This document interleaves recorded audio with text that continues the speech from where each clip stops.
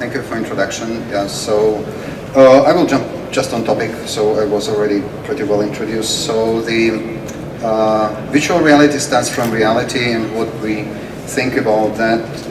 And my talk is about challenges and complexities which are related to design and operation of the capturing system. The definition, so I just took that from the Wikipedia, of virtual reality is to generate realistic images and sound. Sound is not a topic of my today talk, that replicate a real environment. Or another definition is that it's immersive, interactive experience generated by a computer. So in order to get there, one sec. So where virtual reality is used today, and we are all well aware about consumer applications of virtual reality, but there are much more than that. And that is academic researchers, it's educational purpose, it's medicine for recreation, and it's art, film production, entertainment in general, sports, media, so industrial installations where the large setup needs to be controlled remotely, and really many, many more. So, and we believe that virtual reality is next big thing. So just to give you one example of what it can do in the area of sports, I have a short movie. Oops.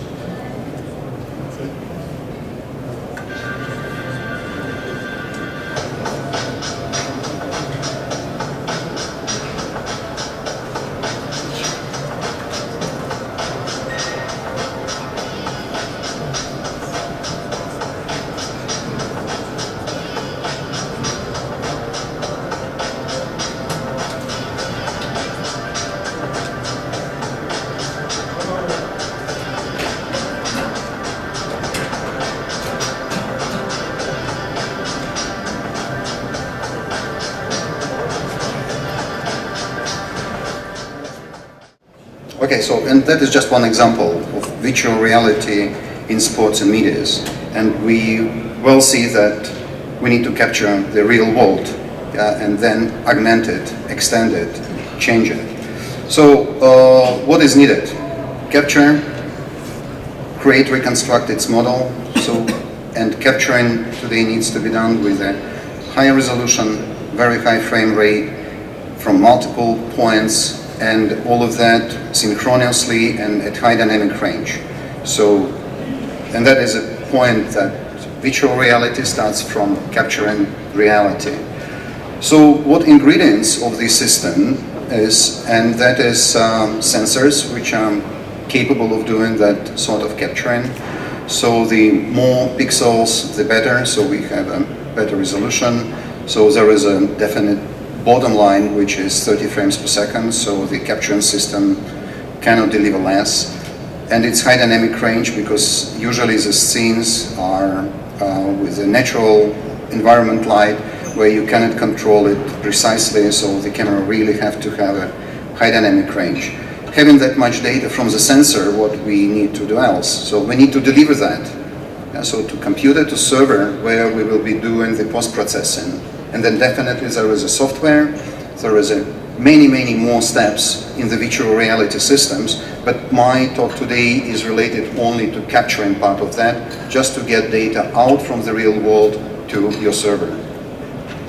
So some examples of the sensors which are available today and suitable for capturing the high resolution scenes at the very high frame rates.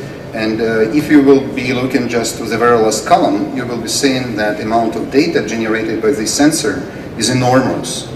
Yeah, so you cannot deliver that over the gigabit Ethernet, you cannot deliver that with USB3, and all other interfaces are just full shot. Yeah, so to deliver that. But it's not that bad, actually, so there are many more challenges which needs to be solved.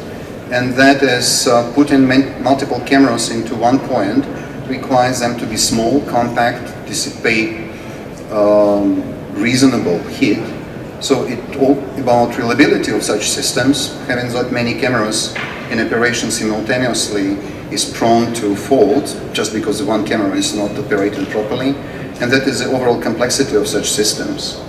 So the technical aspects are the bandwidth, so we need to have a high bandwidth communication channels, links, interfaces, and that is a question about distance, just thinking about the play field or basketball hole. So you can imagine there are hundreds of meters which needs to be covered by these high-speed interfaces.